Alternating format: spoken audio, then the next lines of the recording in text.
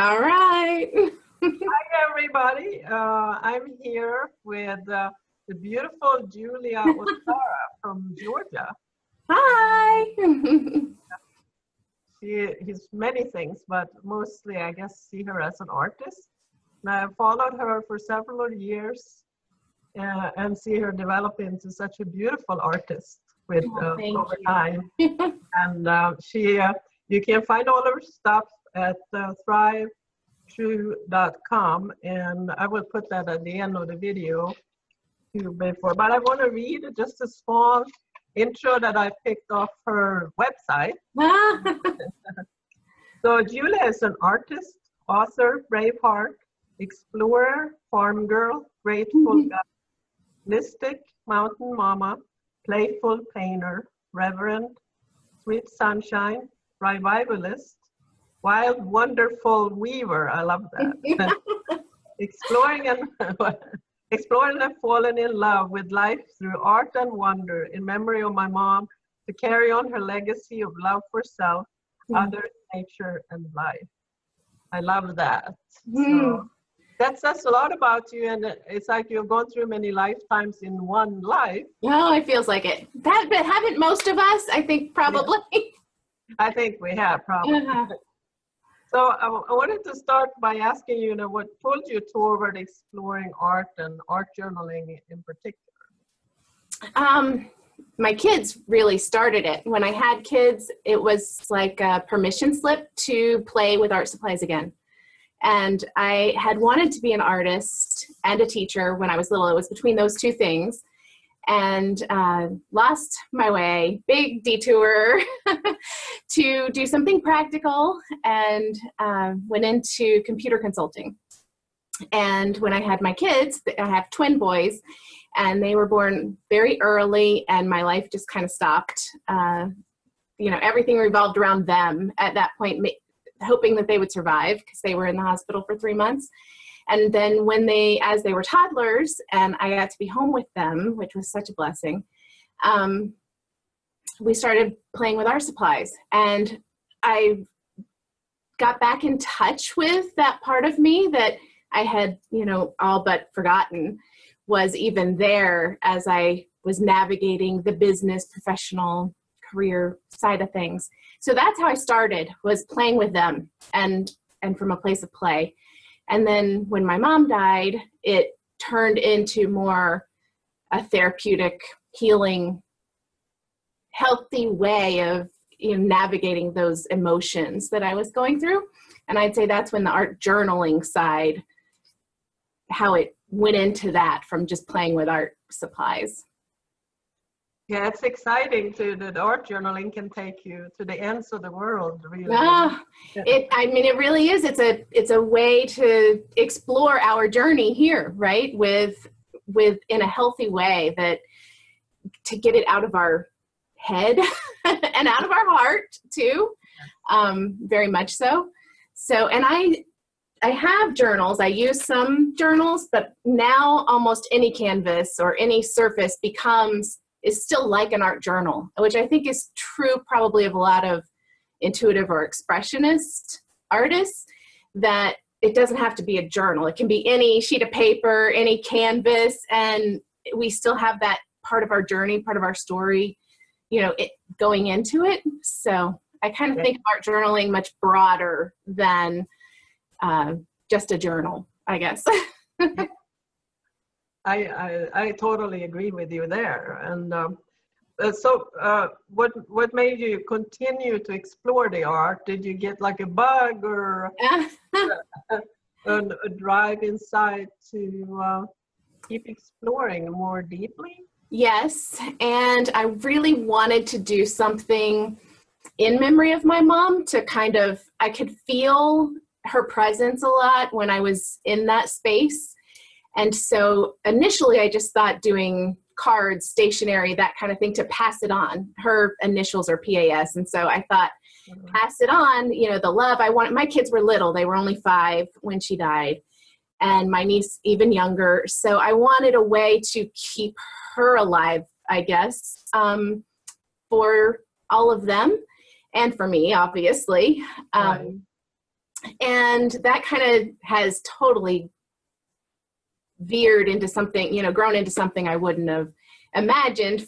I just wanted it to start as this little inspirational thing, something that reminded me that there was still sweet in spite of, all that pain that we had gone through in that time. And so it was kind of just a reminder for myself when it started, what the messages I needed to hear to get through that. And then it just opened me, wide open to the possibilities of diving into ourselves, exploring the world, exploring our relationships, just so many things. I'm sure you probably feel similarly. Yes, it is a constant surprise, actually, how things evolve from you start somewhere and you end up somewhere totally different in a piece, and you don't know how it really happened. Yes. And I mean, it maybe not, I don't know what it would be like if I just sat down and wanted to make, a portrait of my son, so to speak, because I don't usually do that. Not that I haven't played with that, I have, and I'm usually disappointed when I attempt something like that isn't as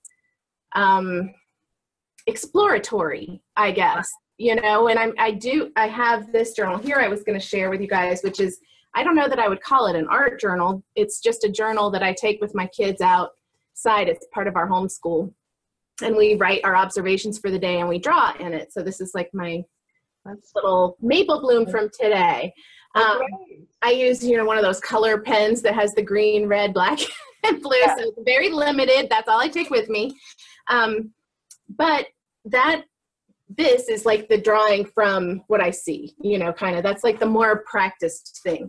That is not usually what I do when I go to the canvas anymore, because I don't find that to be something new, I guess, to see. It's not the way I see it, if that makes sense.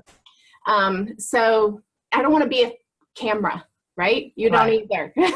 Yeah, we don't need that. Yeah, not that I wouldn't love to have those skills and really be able to do that. I very much am in awe of those who really can do that well, but I don't have the patience or desire to do that personally. It is definitely more about the journey, which I think is what art journaling is largely about, when I greet the canvas. It's a place to explore the mystery of life, of me, of you, of it all, of nature.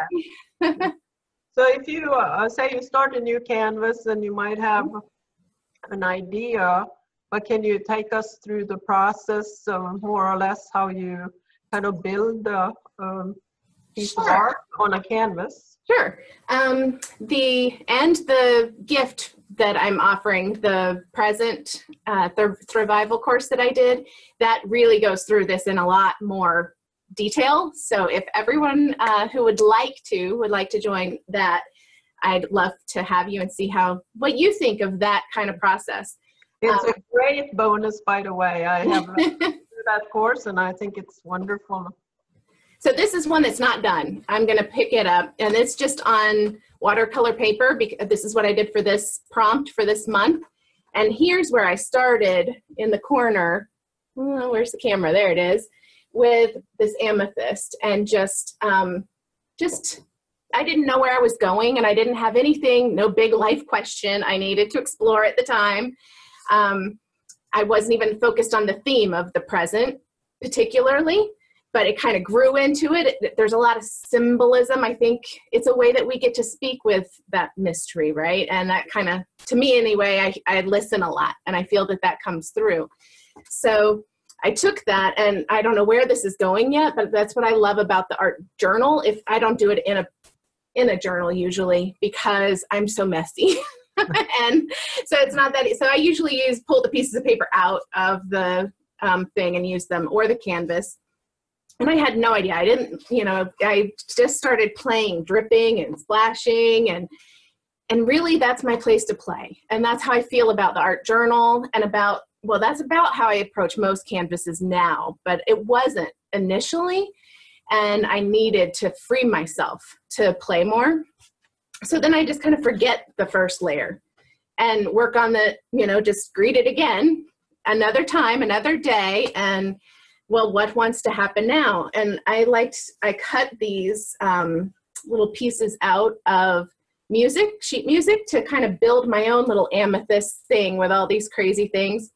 No idea if that's ever going to be a finished piece of anything, but I'm experimenting and playing, and that is what keeps it fresh for me, Right. so that I'm not trying to do the same thing.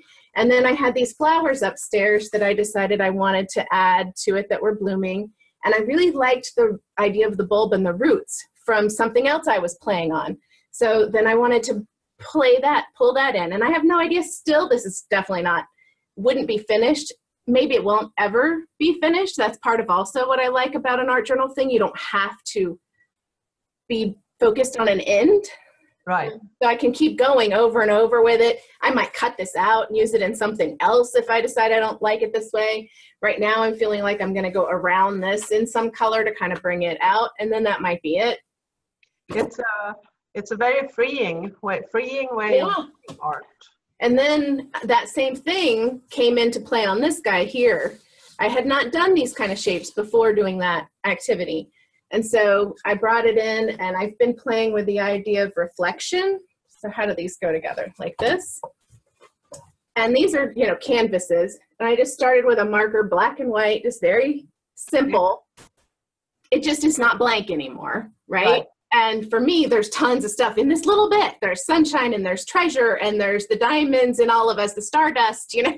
There's all kinds of stuff in that. And I'll probably paint over it.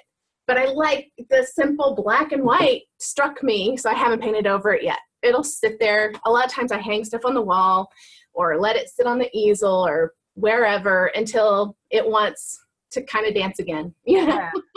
Yeah, and everything has an energy, so whatever layers you put over it will still be there. Yes. And I think we've both taken some other courses with artists who take similar approaches, and that always has intrigued me, that depth that's within it and the mystery that's within it. And so I feel that I'm just drawn to probably similar artists who have a similar language or approach to things. Yes, but that is a very natural way of building art pieces, I feel, because it can take a lot of courage to do it, but at the same time you explore yourself as you go along, because you don't know how it's going to end up, really. Right. I need to look more up there. I'm looking at you. Yeah. I'm looking at you. I want to look at your eyes. So I wanted to just bring up what the worst obstacles facing people then who wants to make an art practice part of their life. Like, you have the courage to just go ahead and paint. That's because I've done it a lot. And because I had kids who helped me when they were little, they approached it from that place. And so I wasn't trying to be professional in any way when I started. I was just playing with kids. And so if you have any kids around who can help young kids, that watching the way that they approach it really is inspiring to me. We can learn a lot from that. They're not as expectant of a particular, they're not looking for a particular result or whatever. They're in the process more. Yes. And I've watched, my kids are now 12 and they are not like that at all anymore. They have completely, now they have developed that critic, and they are, when they draw something, they get frustrated. That's not the right, proportion, or that's not the right whatever. And so we play together to try to get past that now. And they never went to regular school. They've been homeschooled forever. Yet they still develop that. So it must just be a natural thing that we all develop, no matter what someone else externally is telling us. I don't know how it is, but something inside us starts to expect, with language and with the way we see the world, that's how it needs to be. And it's a weird thing where our imagination kind of hits that wall of, or the critic and the imaginer, if you will, kind of have it out. It's very interesting to me to explore that. And I think for me, getting past that, because I definitely had that critic loud. Once you start showing, you're sharing your work with others, right? That critic started getting louder. Like, oh, is that good enough to share? Is that good enough to show anyone? You know, you don't want to show anybody that.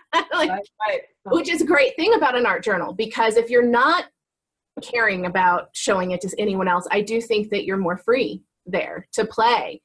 And so it started with the art journal being the place where it didn't matter what I did, you know, how scribbly, how messy, how whatever it got through. And that's part of why I wanted to show some of these that were in kind of the messy still stage, because they don't always go like this one. I don't even know if I'll change it. It could be that simple for a long time, because right now that speaks to me. There's something there that maybe I need in that simplicity. Simplicity. I was just going to say that word. Mm-hmm. All the ones you showed before with the patterns and the crystal, there's such a depth in just the colors, the way the colors have flowed, and that takes courage too, to just allowing the paint to flow as it wants to flow. Mm-hmm. That's something that I really find a lot of joy in, watching it mingle and flow. I love water, and so the more water I add to the paint, and the more it mingles and flows together for me. But for some people that may be very uncomfortable, you know, like and not be a fun thing. So I love that. I think we all have to find what makes us smile, though, because when I try to get more control in what I do, like if I start thinking too much about it, I start feeling myself get tighter, more tense, and I'm not having as much fun, and it just doesn't feel as good. And so a lot of times I feel that. I tune into my body and feel that, and I don't want to feel that way most of the time. That's not the energy that I want to be in it either. You know, it's not how I want to feel. It's not how I want it to, the vibration that I want someone else to feel looking at it. Right. But like in this one, when you get close to the end, sometimes you want those fine details, and there are times when you say, okay, I'm gonna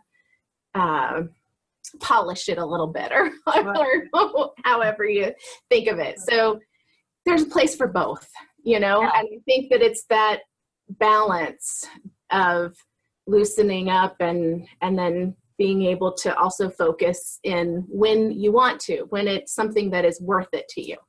But it's a feeling, you know, if it feels good and it feels worth it, then keep going with it. And if it doesn't feel good, try something else. Is kind of what I've decided. Put it aside, move to a different canvas, move to a different page in your journal, rip it out if you have it in a journal. I've done that, you know. Sometimes it can be good to have 2 or 3 things going at once. Yes, I almost always do. I wanted to show you guys this. This is kind of how my journal is these days, that it's in a bag. Love it. It's not a journal. And it's all these hard 8x10 canvas panels. Oh, yes. And so you could think of this as a journal, right? But because I like to get so wet with my layers, flowy, and because I like to add so many, I like to do these because they can take it. You know, they can take maybe more than this paper might withstand. That's pretty heavy paper, so it can do pretty well too. But these also are hard, so they're easy to take with me. You know, so I put them in the bag, and I have a thing of paint pens in there with me. So I have my messy spot in here where I make lots of messy backgrounds, like a whole stack of messy backgrounds. And then I can pull them out anywhere. So if I'm at the park with my kids, or if I'm in a waiting room, like I had all this dental work this month, or if I'm upstairs and my husband's playing guitar and I don't want to be messy because we're in the living room, I can then just doodle with it. Like I did this last night while he was playing guitar. And I was looking at a book for reference and playing with the empty space in between the flowers. Yeah. You know? And I wasn't paying any attention to what was already here. That had been there from some other day, some other time. And so it's kind of like a journal, but I don't ever worry about keeping the layer underneath. So it frees you from worrying about what that's going to look, Yes. you know, until I love it. And then it's time to quit, you know, Yeah. And that's a good one. So that's largely the process that I did in that in the present survival course.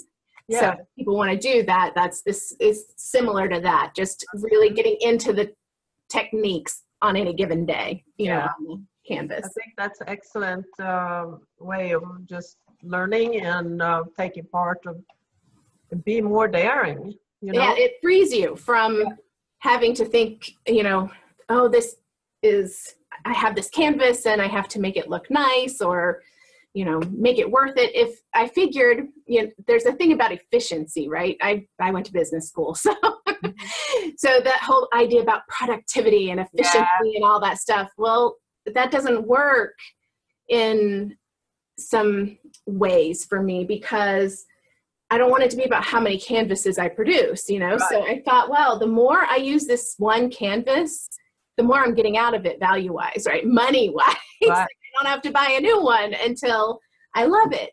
Right. So that's, I think, one of the big hurdles for people, depending on who they are, could be the supplies, the cost of supplies, and the variety, the overwhelming variety of supplies, which some of us may be a little supply junkie like me and have way too many, you know, because I like to play with them and experiment with them. But by making it simple and putting only a few things in the bag, I have no excuses. I just, you know, it's one marker and one piece of paper or canvas, whatever it is, you can still explore with. And then you can add as many supplies as you want as you go along, right? But all you really need is a notebook and a pen to get started. And I don't think I realized that in the beginning. You know, like I thought I needed to have golden paint, or I needed to have whatever, that size canvas or something, but you don't. I started with my kids' art supplies because that's what we had. So it wasn't until I thought I needed to change that, you know, in order to cross that bridge into like really being an artist instead of just playing. Yes. And I think that's, I don't know where we pick that up. We're all artists with whatever is, and anything that we can find, you know, to be creative with. So I don't know, getting over that, like unlearning some of the perceptions that various cultures have around the whole thing. And the perfectionist that we have. So I just was curious also when you get to the last layer, do you have special symbols that you like to use? I do, but not on purpose. Right. They've kind of just chosen me, and that's why I like doing this kind of, you know, playing in the just drawing like in nature, because then they find me. I find what ones like, oh, I like that, you know, that's different than I've used before. And this one is one I've been playing with lately, the way this kind of sun is. Someone called it lace on a different one that I did. And I saw this little ad in a magazine that had a pretty door archway. And it had something similar to this, you know, imagine it this direction over the door.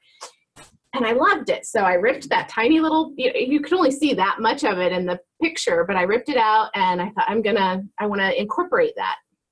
So just what speaks to you, you know, finding things. And that wasn't that was an artist, but not a painter. That was, you know, whoever did the door, the ironwork, I guess, or whatever. So I like that too. I like finding it from other places, not other paintings. That's why I suggested people find something from around their home, you know, and do that prompt, because I feel that really brings your personal touch into it, or your personal space into it, instead of feeling like whatever marks, then I don't care if someone else is using the same mark or not. I don't worry if it's mine or not. If it's in my life, it's fair game is the way I kind of look at it. Exactly. It's hard with social media, seeing so much out there, to try to wonder if you're being unique or what is your voice. You know, that to me can sometimes be a stumbling block. Right. I was a little bit for me. I did a lot of, that's how I ended up doing a lot of these layered paintings, was because I was frustrated with each layer. And so I just kept going, you know, until I got something. And now I've learned to play with it more and to enjoy it more through the process. But it took showing up and putting your brave boots on kind of thing. It doesn't sound like something that should require that much courage, but a blank canvas can be very, overwhelming when you're beginning, before you've done enough of it to flex that muscle to say, you know I can get through this. And if I don't, I'll just set that one aside and start another one.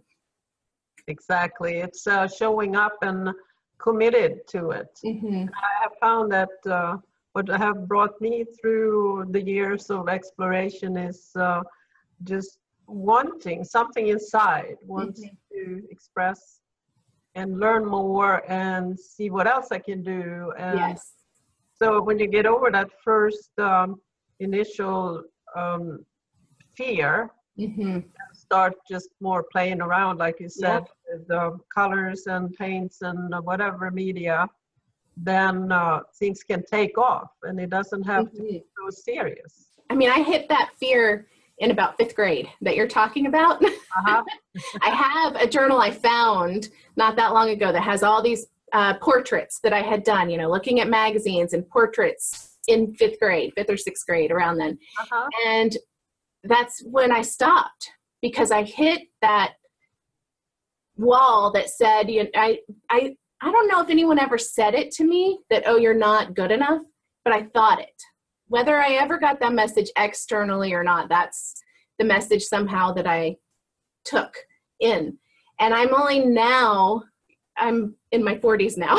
I'm only now, how many years later is that, finally going back to play and exploring and growing without an expectation. It changes everything. That you use the word perfectionist, and my little toddler nieces didn't have any perfectionist in them till very recently. They're starting to develop it along with preferences, but with their preferences, they're starting to get that idea in their head, that expectation of how something should be or how you should behave or treat them or whatever, all those expectations. And we do something kind of called unschooling with our boys, not full on as much. There's a whole movement about it, and we don't do it strictly, but we do try to kind of be on that with a similar approach with it. And that has affected the way I approach art a lot, because it's about unschooling. And what that really means is just kind of freeing yourself from all the expectations that we've learned or that we inherit or whatnot. And that makes a big difference. Yeah, that's excellent. I'm glad to hear it, that's going on these days. I don't know how many people, our state thankfully is very, they enable us to do it that way. Every state's different. And we do, like I said, we still do some minimums with math and things, because we're in a culture that they're going to have economics and work with money and numbers. And, so we kind of do our own mix of it, just like we all kind of, make our own integrated version of how we approach art or how we approach life or business or whatever. But I didn't even know that existed when I was a kid. So there was nothing like that. It's all like fall in with the fold, Yeah, I joke that I'm a recovering valedictorian, because I fell so hard into the being graded that I excelled in that fashion, but I wasn't excelling in my way. It was all about the rewards, the carrots, somebody else's idea of what I should know, what I should learn, the career I should go into, all that kind of stuff. And I understand why there are parts of society that we, to work as a group, as a community, we need. yet I still think that there's such such a difference in the way we grow, in our wisdom, in our way of being in the world, when we can do it more in line with our something inside, you know, that's divine seed kind of inside that. And yeah, true art really happens in the present, in the present moment, and that's where magic can take over and create something through you. Yes. And that's where it really becomes greater than the artist themselves. We can learn 100 different techniques, but it's just that expression of who we are as individuals. Yeah, learning to listen and trust yourself, right, is huge. It is huge, and that's where we all need a shot of inspiration from within. Yes, I mean, I need to put that word trust. Yes. Huge right here. Like, I don't have it right there. I have a window right there, but I find myself every time I don't trust my hand, that word is like a mantra in my head. Trust. Right. Trust. But looking at your art, I will say though that you do trust a lot. So well, that's evolved over time. You know, I think you're one of the first artists I met online when I started joining some of these online art groups. So it's been fun to watch together, you know, to see both of them. I would say that applies to you as well, for sure. So much fun, really. It is. And it is such a blessing to be able to have this conversation with you in this way, to be able to share with your group of, you know, artists. You're all artists that are participating, because I live way out in the middle of nowhere. So I wouldn't have anything like this otherwise. And I really appreciate that connection with one another, watching one another, growing together, you know, celebrating when you see someone do that. Every time you take that breath and you do trust, instead of like crumble it up, and which I don't think I've ever done, but I've been tempted to. Right. I have gone through a few of those myself. So trust is big, big, big. Trust yourself. Repeat that whenever you know, greet the page. Play and then trust. You know, trust, saying that in a different way would be, don't give away your power. Yes. Anything. Just allow trust to rule, because when we have to ask other people for advice, we give away the power that. Yes. Yes. It's taken me 40 years to learn that, Maria. And that is it's very wise. It's something that I'm trying to teach my children at this age, because they're at the age where they're feeling that social pressure. Yeah. And it's something that I tell them, you know, I'm still learning right along with you. And Brene Brown's work, that makes me think of her work some about embracing our vulnerability and belonging, and, you know, that whole navigation of the social thing of it's a big issue. It is. And I didn't trust myself because no one ever taught me to do that. No. Our parents, I'm sure, didn't trust themselves at all either. Yeah. It's an inherited thing, I think, you know, and I had abuse in my past. So that even made me have that much harder of an issue with trust, which I still do with external, but I'm learning to trust myself more. And that makes a big difference, because now I don't have to look outside of myself where I don't always trust the environment or the people around me. And that makes me feel even more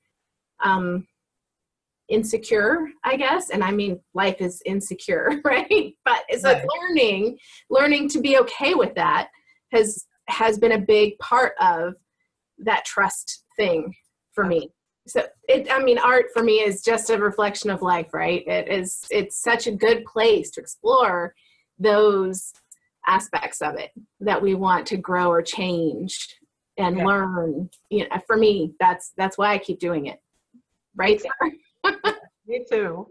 Well, I guess we've been going on here for a while, so I was going to just ask you one fun question. Okay. What are your favorite colors? My kids have asked me, I have that answer quick because my kids used to ask me that all the time. And I always said the rainbow. Oh, Because I do, I love them all. And I see them change a lot in my work based on whatever's around me. I love green because I love plants, you know. Blue has always been a favorite color. It was color my mama's eyes. Like I just, you know, and my kids' eyes and whatever, but I just love them all. I really, really do. Even brown. I remember a lot of people don't like brown, right? It's like mud or whatever. I used to make mud pies at recess. And I used to say when people would pick their favorite M&M color, that mine was brown because nobody else ever picked it. Yeah. And so I don't know. I really do love them all. We're up against other colors, brown. Mm-hmm. It's what makes my plants grow, my beloved plants grow. I think it's such a beautiful skin tone. It's gorgeous, you know, and I envy it a little bit because it just is so beautiful to see that beautiful like bronze or, you know, even ebony. Oh, I love that. It is beautiful. I love all colors. Nature is just overwhelmingly beautiful in all its aspects. Absolutely. Oh, I've so enjoyed this. Just tell everybody that Julia will has made up all the prompts for March for our 2017 free art journaling journey. And, the fourth is a surprise. The fourth prompt is a really great bonus prompt that will take you through this wonderful process that she teaches. You can go to her website at thrivetrue.com and check out all her offerings and pictures and gallery of her art. And I'm really grateful that you came on to visit with us today. And I feel I know you a lot more even now. So. Ditto. Thank you so much for having me, Maria. I really enjoyed it. I love talking about this stuff. You know, we could sit here with a cup of tea, just talk for another hour, but no one would probably want to watch it. So probably enjoy. I hope that everyone enjoys the prompts and just have fun, play. Absolutely. Thank you so much. Thank you. You have a blessed artistic weekend. Thank you. Here's to a good year. Yeah.